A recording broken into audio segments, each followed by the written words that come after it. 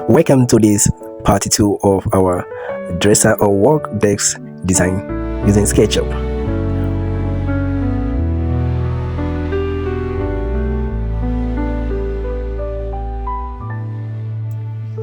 As you all can see, we are now entering deeper in this dresser or work desk design. Well, right now we are making sure that the drawers are equal in size, and we are about to face the mirror as well.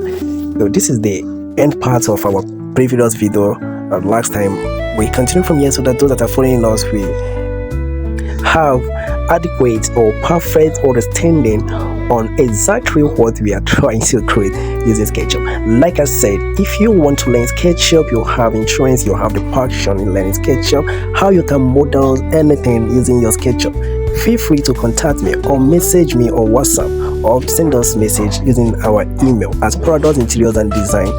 Our WhatsApp number 080-222-77363 080-222-77363. This is our WhatsApp number, so you can chat us or contact us if you have interest in learning SketchUp, or you want us to handle your project, or you want us to supervise your project, your interior project and others. You can contact us. Thank you. So let's pay attention on how we created this, and after this we'll be also posting the part 3. We are just moving on retail by retail. Thank you.